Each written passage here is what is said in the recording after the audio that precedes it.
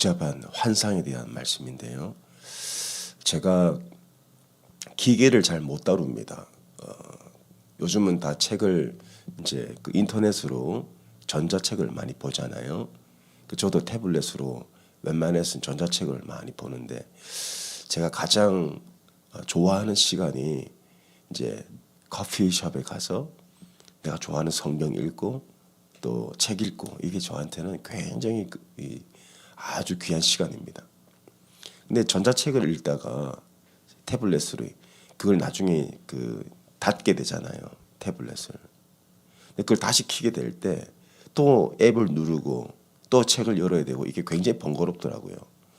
어떻게 하면 이걸 태블릿을 키자마자 이 책이 뜰 수 있을까 고민을 하다가 이것 떼보고 저것 떼보고 근데 안 되더라고요. 왜 안 될까? 막 찾아봤어요. 그러니까 이 삼성 갤럭시에 너무 좋은 기능이 있더라고요. 그 앱 고정인가?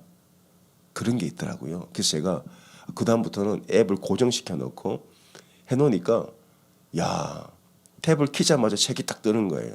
얼마나 편한지. 그러면서 책을 읽고 있는데 이 복잡한 기계도 모르니까 누리질 못하더라고요.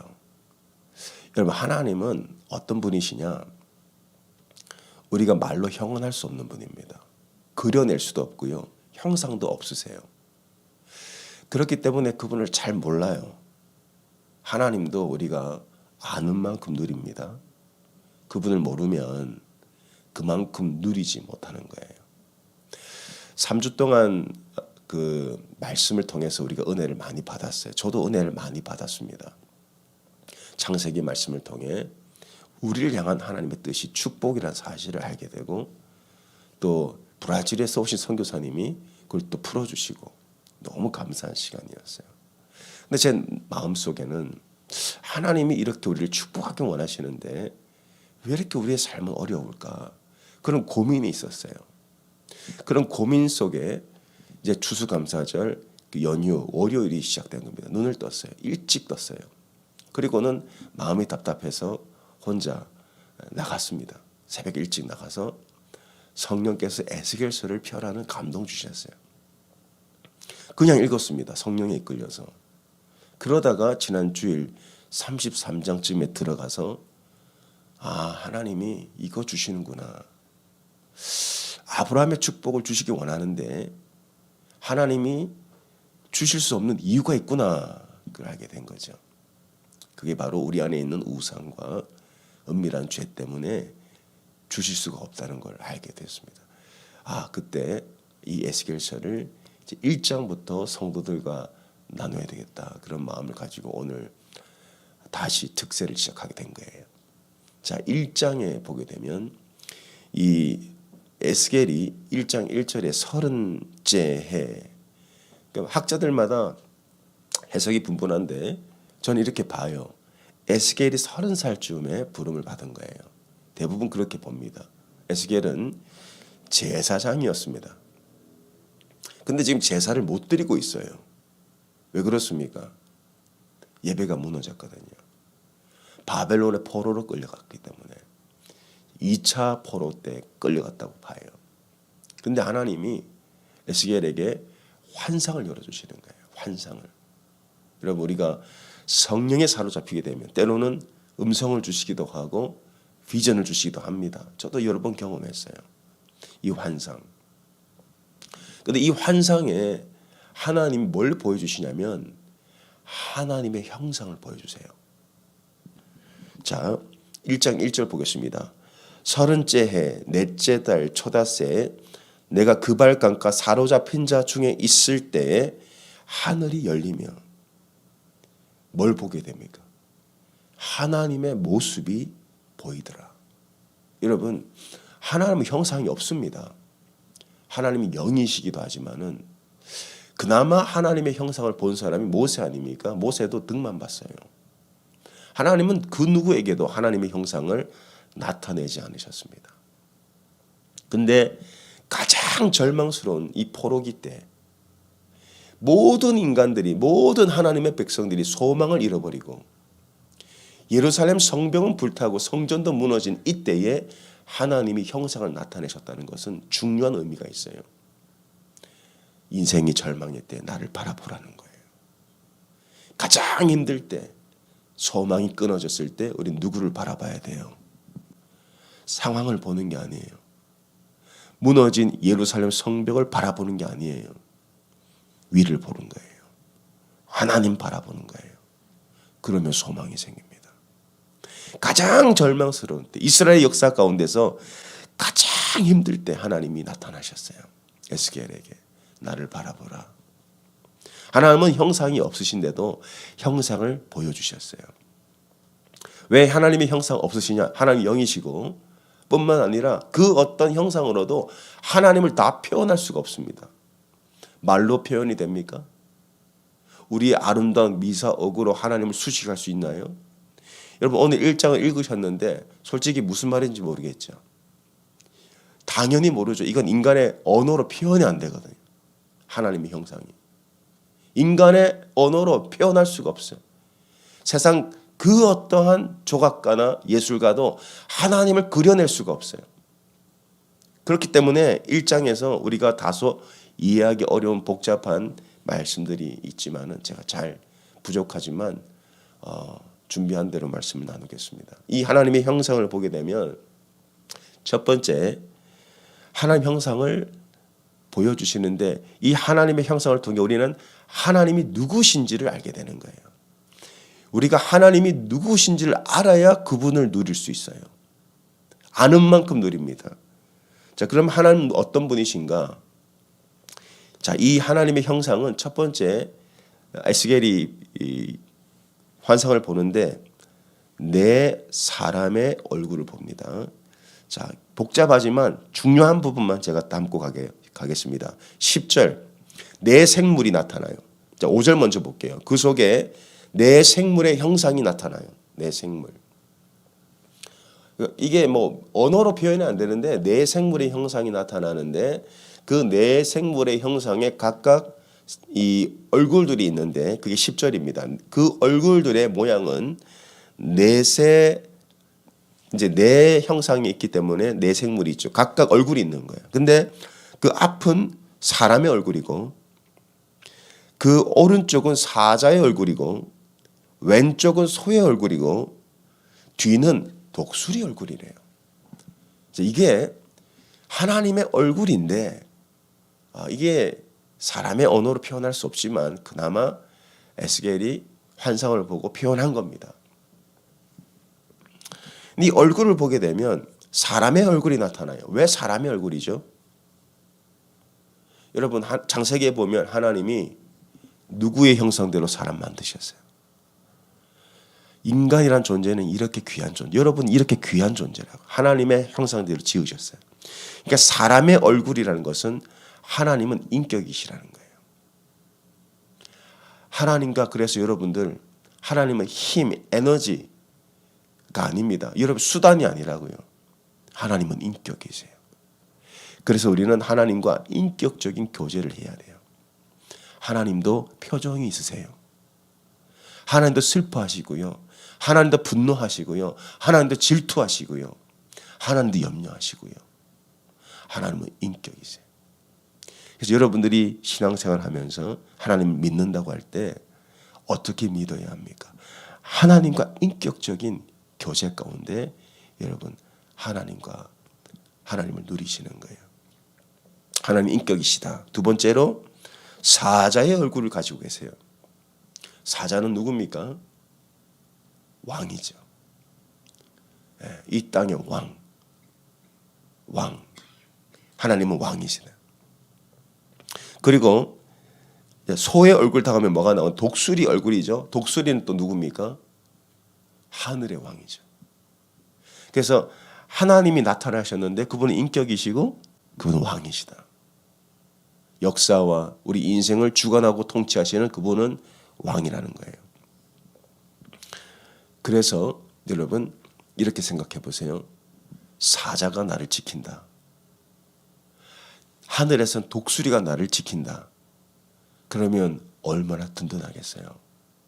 만약에 사자가 내 편이 아니고 나의 대적의 편에 섰다 그러면 우리는 두려울 거예요. 야, 사자가 저쪽 편이구나. 근데 우리 집을 사자가 지키고 있다고 생각해 보세요. 제가 최근에도 집에서 뭘 하다가 가라지 도어를 열어놓고 뭘 하다가 문 다 열어놓고 잠든 적이 있어요. 다음날 아침에 일어났는데 가라지도 열려있고 집도 열려있는 거예요. 아유, 큰일 날 뻔했구나. 그런 생각이 들어서 그래도 하나님이 나를 지키셨다. 감사하다. 여러분, 여러분의 집을 사자가 지킵니다. 여러분의 인생을요, 하늘의 왕이 다 내려다보면서 여러분 지키세요. 그러면 여러분 두려워할 게 있을까요? 없다. 사자가 내 편이고 사자가 왕이 나를 지킨다는 거예요. 자, 그리고 소의 얼굴입니다. 그래서 좀 어울리지 않죠. 하나님과 소 어울리지 않아요. 하나님은 얼굴이고 사람의 얼굴이고 사자의 얼굴이고 독수리의 얼굴, 이건 좀 와닿죠. 근데 소의 얼굴이에요. 하나님 비하하는 그게 아닙니다. 소는 성실함을 나타내요. 성실함. 성실함의 상징입니다. 대명사. 그러니까 하나님을 표현하고자 하는데 표현할 길이 이거밖에 없어요. 인간의 언어의 한계 때문에. 그러니까 하나님은 소의 얼굴 가지셨다. 그만큼 하나님은 성실하시다. 하나님은 창세기부터 보게 되면 언약을 성실히 지키시는 분이에요. 아브라함과 언약을 맺으셨는데 아브라함은 그 언약을 지킬 능력이 없습니다. 근데 하나님은 그 찢어진 그 고기 사이로 홀로 지나가시며 하나님의 언약을 홀로 다 지켜나가시는 거예요. 성실한 하나님. 그분이 나의 하나님이시다. 그러면 하나님이 성실하신데 여러분 염려할 게 있겠어요? 하나님이 날 위해 일하신다. 아멘. 나는 성실하지 않아요. 우리 인간들은 늘 예측이 안 돼요. 근데 하나님은 성실하게 날 위해 일하셔요. 얼마나 감사한지. 그러니까 지금 내 삶이 어렵고 상황이 어려워도 나와 언약을 맺으신 하나님은 나의 어떠함에 관계없이 성실하게 나의 삶을 위해 일하고 계신다. 표현이 그렇지만 소처럼 굉장히 표현이 죄송하죠. 그러나 성경에 나타나 있잖아요. 그분이 일하시는 분이라는 거예요. 성실하게. 그걸 믿게 되면 염려할 게 없다. 왕이 내 편이고 사자가 나를 지키기 때문에 두려워할 게 없고 하나님이 소처럼 일하시니까 여러분 염려할 게 없는 거예요. 가장 절망스러운 이스라엘 역사 가운데 나타나신 하나님이 나는 인격이다. 난 질투한다. 너희들이 우상 숭배하는 거 난 질투하고 나도 표정이 있다고 말씀하시는 거예요. 그러나 이스라엘 백성들이여 두려워하지 마라. 내가 너를 지킨다. 내가 하늘에서 지키고 땅에서 너를 지키는 왕이다. 그리고 하나님 말씀하세요. 사방이 막힌 것 같고 이스라엘이 바벨론의 포로로 끌려가서 하나님은 침묵하고 계신 것 같지만 여전히 역사 가운데 일하고 계신다. 그분이 여러분이 믿는 하나님이세요. 그리고 이 환상 뒤에 15절에 보니까 에스겔이 또 다른 두 번째 환상을 보는데 그 얼굴을 지탱하고 있는 바퀴의 환상입니다. 두 번째. 15절. 내가 그 생물들을 보니 그 생물들 곁에 있는 땅 위에는 바퀴가 있는데 그 내 얼굴을 따라 하나씩 있고 내 얼굴을 따라 바퀴가 있는데 그 바퀴의 모양이 굉장히 신비로워요. 그 바퀴 안에는 또 다른 바퀴가 있어요. 16절 그 바퀴의 모양과 그 구조는 황옥같이 보이는데 그 넷은 똑같은 모양을 가지고 있으며 그들의 모양과 구조는 바퀴 안에 바퀴가 있다. 여러분 바퀴가 뭘 의미하죠? 바퀴는 움직이다는 거예요. 움직이는 거. 누가 세상을 움직입니까? 하나님이 세상을 움직이신다는 거예요. 하나님이 역사의 주관자가 되신다는 거예요. 우리가 역사의 주관자가 아니에요. 하나님이 역사를 계획하시고 계획하신 대로 세상을 움직여 나가시는 그분이 여호와 하나님이시다. 바퀴 안에 바퀴가 있다는 것은 뭡니까? 하나님의 그 움직이심, 하나님의 주관을 그 누구도 침범할 수 없다는. 인간이 절대로 하나님의 계획을 변경할 수도 없고 하나님이 작정하신 일은 반드시 완수하신다. 역사의 주관자가 되신다. 여러분, 하나님이 여러분의 삶에 계획이 있으십니다. 그리고 그 계획대로 여러분의 삶을 이끌어가고 계시는 분이세요. 우리는 그분의 바퀴 아래 들어가 있어요. 우리가 하나님을 끌고 올 수 없다고. 하나님이 주관자가 되셔서 우리 인생을 끌고 가시는 거지 우리가 우리 인생을 끌고 가는 게 아니에요. 여러분, 우리는 내일을 모릅니다. 내 삶이 내일 어떻게 될지. 근데 바퀴 안에 있는 바퀴는 뭡니까? 하나님이 우리의 내일을 아시고 우리 삶을 끌고 가신다는 거예요. 여러분의 인생을. 그러니까 걱정하지 마세요. 여러분, 이분이 우리 하나님이세요. 역사의 주관자. 지금 이스라엘이 바벨론의 포로로 끌려간 것 또한 하나님 계획 안에 있더라고요. 하나님의 주권 안에 있다는 거예요. 여러분이 지금 어떤 삶 가운데 있습니까? 어떤 절망 가운데 놓여 있습니까? 어떤 문제 가운데 신음하고 있습니까? 이 또한 하나님의 뜻 안에, 하나님의 주권 아래 있다는 거예요. 예수님도 그걸 말씀하시죠. 주기도문 안에 뜻이 하늘에서 이룬 것 같이 땅에서도 이루어지리이다. 바퀴를 가지고 역사를 끌고 가시는 분. 하나님이 뜻하신 대로 우리의 인생 가운데 이루어지는 거예요. 그걸 믿으면요, 우리의 마음속에 하늘의 평안이 임해요. 하늘의 평안. 사람의 평안이 아니라 하늘의 평안이에요. 여러분, 우리의 은행 잔고가 평안을 주죠. 근데 그게 오래가지 못해요. 진짜 평안은 하나님이 주시는 평안입니다. 하늘의 평안. 여러분, 절대 이 평안 잃지 마세요. 여러분의 삶 가운데 나타나는 어떤 일도 하나님의 허락 없이는 안 나타나요. 예수님도 말씀하셨어요. 참새 2마리가 있는데 1마리가 땅에 떨어져도 하나님이 허락하지 않으면 나타나지 않는다. 일어나지 않는다. 아무리 억울한 일을 당하고 아무리 어려운 일을 당해도 하나님의 허락 안에 일어난 일이다. 그걸 알게 되면요, 어떤 고백을 하게 돼요. 제가 늘 말씀드리죠. 하나님을 사랑하는 자, 곧 그 뜻대로 부르심을 받은 자들에게는 모든 것이 합력하여 선을 이루느니라. 이 말씀이 어떻게 가능합니까? 어떻게 모든 것을 합력하여 선을 이룹니까? 우리의 인생이 그분 바퀴 안에 있기 때문에 그런 거예요. 모든 것을 합력하여 선을 이룰 수 있는 분은 유일한 하나님 한 분뿐이다.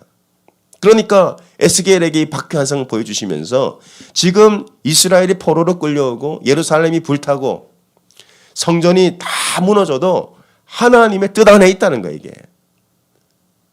그걸 알고 고백할 때 우리 안에는 놀라운 평안이 임합니다. 여러분, 이 평안을 꼭 지키세요. 절대 잃어버리지 마세요. 그리고 세 번째 환상이 궁창의 환상입니다. 22절. 그 생물의 머리 위에는 수정 같은 궁창의 형상이 있어 보기 두려운데 그들의 머리 위에 펼쳐져 있고 그 궁창 밑에 생물들의 날개가 서로 향하여 펴 있는데 이 생물은 2날개로 몸을 가렸고 저 생물도 2날개로 몸을 가렸더라. 궁창입니다. 여러분, 궁창이 뭡니까? 하늘이죠, 하늘. 근데 일반적인 하늘이 아니고 우리가 보는 이런 하늘이 아니고 이렇게 휘어져 있는 그걸 하늘이라고 하거든요. 그러니까 하늘은 뭘 의미하냐면은 하나님의 무소부재하심이에요. 여러분, 하늘을 피할 수 있습니까? 하늘을 향해 여러분 숨을 수 있나요? 하늘은 어디 가나 있어요. 이게 하나님의 무소부재하심이에요. 어디 가나 하나님 계십니다. 하나님으로부터 숨을 수 있는 인간은 없어요. 어디나 계세요. 그래서 이 환상을 왜 보여주시냐? 너희가 은밀한 가운데 우상 숭배하고 지난 주일 말씀처럼 은밀한 가운데 칼을 의지하여 사람을 죽이고 가증한 일을 행하고 이웃의 아내를 더럽힌 모든 일들, 은밀한 가운데 이루어졌지만 하나님은 하늘이시기 때문에 다 보고 계신다. 다 보고 계세요. 하나님으로부터 숨을 수 있는 인간은 존재하지 않는다. 그래서 이 지금 바벨론의 포로로 끌려간 이 모든 일은 하나님의 심판이라는 것을 나타내요. 궁창. 하나님은 심판하시는 분이시다. 하나님은요, 보응하시는 분이세요. 의를 행하는 자에게는 하나님께서 상으로 갚아주시고 죄를 범하는 자들에게는 너희 행한 대로 갚으신다고 하셨어요. 너희 행한 대로 갚으신다. 감사하게도 예수 그리스도께서 이 땅에 오셨기 때문에 우리의 모든 죄는 예수님에게 다 쏟아진 거예요. 그러면 우리가 하나님을 섬기는 일들도 하늘에서 보고 계시기 때문에 주님 기억하세요. 갚으십니다. 반드시 복으로 갚으십니다. 하나님은 숨을 수 있는 존재가 아니에요. 내가 숨을 수가 없어요. 하나님을 진짜 경험한 사람은 그래서 삶이 바뀌는 거예요. 왜 내 삶이 안 바뀔까? 하나님이 능력이 없어서가 아닙니다. 하나님을 아직 경험하지 못해서 그래요. 진짜 하나님을 만나고 진짜 하나님을 경험하면 바뀌어요. 왜 바뀌는 줄 아세요? 이 믿음이 생기거든요. 하나님은 어디에나 계신다. 하나님을 인지하고 살아가는 거예요. 하나님을 인식하는 거예요. 늘. 그러면 하나님이 나와 함께 계시고 나를 보고 계신다. 이게 믿어지잖아요. 그러면 삶은 바뀌어요. 하나님이 보고 계시기 때문에. 내 모습을 볼 뿐 아니라 내 마음의 심장과 내 의도까지도 보고 계시는 분이기 때문에 그걸 알게 되면요. 하나님을 경외하게 되고 죄를 지울 수가 없어요. 죄를 지울 수가. 여전히 죄에 대한 욕구는 있지만 욕망은 다 있죠. 근데 할 수가 없어. 왜? 하나님의 궁창에 계시거든. 어디에나 계시고 무엇이든지 지켜보시고 잘한 사람의 상을 주시고 또 죄인들에겐 징계를 하시는 심판자. 에스겔아, 내가 하늘에서 다 보고 있었다. 이스라엘 백성들이 하는 짓거리들을 내가 다 보고 있었다. 그래서 내가 바벨론을 보낸 것이다. 여러분 에스겔서 앞으로 계속 보게 되면 경외심에 사로잡힐 거예요. 우리는 하나님을 향한 경외심을 회복해야 돼요. 이건 이 세 가지 환상을 하나님 보여주신 다음에 이제부터 나의 말을 전하라고 말씀하고 계세요. 28절. 그 사방 광채의 모양은 비 오는 날 구름에 있는 무지개 같으니 이는 여호와의 영광의 형상의 모양이라. 에스겔이 본 환상 세 가지죠. 얼굴 환상, 바퀴 환상, 궁창 환상. 이것은 하나님의 형상의 모양이라. 감히 우리가 담을 수 없지만 그래도 담아놓은 것이 이 정도 환상이라는 거예요. 근데 이렇게 말씀하세요. 내가 보고 엎드려 말씀하시는 이의 음성을 들으니라. 자, 이제부터 선포되는 것은 다 하나님의 말씀이고 이 하나님의 말씀은 에스겔의 말씀대로 역사 가운데 다 성취됐어요. 그러면 이 에스겔의 말씀은 영적 이스라엘인 내 인생 가운데도 그대로 이루어집니다. 우리는 아브라함의 후손입니다. 예수 그리스도를 통해서 접붙임을 받아 이방인들이지만 뿌리가 여러분 아브라함이잖아요. 거기서부터 12지파가 나오고 근데 우리는 이방인이지만 그리스도를 통해 아브라함의 자손이 됐잖아요. 우리가 영적 이스라엘이란 말이에요. 그러면 영적 이스라엘인 우리에게 하시는 말씀이에요. 이걸 제대로 해석하고 이 말씀대로 돌아가면 이제 우리가 결국 에스겔 37장으로 갈 거예요. 결국. 근데 그 가기까지 과정이 중요해요. 우리는 늘 에스겔 37장 마른뼈 환상 하나님 이 마른뼈가 살아나는 회복의 역사가 일어나게 해달라는 그 기도를 계속하지만 여전히 우리의 마음과 우리의 삶은 메마른 뼈처럼 앙상하단 말이죠. 왜 그러냐? 이 과정이 생략돼서 그래요. 1장부터 36장까지 과정이 있고 나서 37장에 이 마른 뼈들이 살아나는 거예요. 여러분 에스겔서를 저하고 끝까지 하다 보면 여러분 영이 막 살아날 겁니다. 회복될 거란 말이에요. 진짜 치유가 일어나요. 37장에서. 근데 그 37장에 진짜 치유가 일어나기 위해서는 여러분 뼈를 깎는 회개의 역사가 있어야 돼요. 이대로는 안 됩니다. 이대로는. 저를 비롯하여 이 시대도 이 교회 시대도 이대로는 안 돼요. 하나님께서 부흥 주시기 원하세요. 진짜 하나님이 주시고자 하는 건 축복이에요. 형통이고 번영이고 부흥입니다. 열방을 축복하라. 땅끝까지 가서 복음을 전하고 교회 세우라고 그랬어요. 근데 인간들은 계속 우상 숭배하는 거예요. 은밀한 가운데 계속 죄를 짓고 사는 거예요. 그러니까 하나님 지금 찾으시죠. 내가 어떤 교회를 통해 이 일을 행할까? 에스겔서를 통해서 진정한 회개, 업사이드 다운, 돌이켜 회개하는 지금까지 살던 방향이 아니고 반대로 살아가는 거예요. 말씀대로 그럴 때 이제 우리의 일을 하나님이 해주실 것입니다. 저는 너무 기대가 돼서 어제도 잠을 잘 못 잤어요. 이 말씀 전하는 너무 기대가 돼서. 회개 뒤에 뭐가 옵니까? 회복이 와요. 회복. 모든 게 회복될 거예요. 여러분 영, 혼, 육 다 회복될 겁니다. 말씀은 회복의 능력을 갖고 있어요. 그래서 이번 주뿐만 아니라 계속 이제 오늘처럼 한 장씩 읽고 그 말씀의 중요한 부분들을 제가 주의하면서 여러분 같이 주님 앞에 나가시길 바랍니다. 기도하겠습니다. 하나님, 아브라함의 축복을 받은 우리가 예루살렘에서 살아야 되니 마땅한데 어찌하여 황폐한 땅에 살게 되었나이까. 오 할렐루야. 주님, 우리는 하나님을 안다고 하지만 몰랐습니다. 하나님을 안다고 말하고 다녔지만 잘 몰랐음을 고백합니다. 하나님은 인격이시여 왕이시여 소처럼 일하시는 성실하신 하나님. 주님, 그 하나님이 인생의 주관자 바퀴가 되어서 나의 삶을 끌고 가시며 궁창에 계셔서 나의 삶을 다 보고 계셨다고 말씀하시니 주님, 이제 진정한 회개의 역사가 내 안에서부터 시작될 줄 믿습니다. 회개 이후에 진정한 회복, 주님, 모든 게 깨어지고 다시 세워지는 하나님 그 회복의 역사가 우리 삶 가운데 부어지게 하여 주시옵소서. 우리 한번 주여 부르짖고 간절히 기도합니다. 주여, 주여, 주여 회개하여 주시옵소서. 주여 아브라함의 축복이 우리 삶 속에 이루어지게 하여 주시옵소서. 하나님 인격이시지만 하나님을 인격적으로 대하지 못했습니다. 하나님은 왕이시지만 왕이 나를 지키고 계신다고 하지만 늘 두려워했습니다.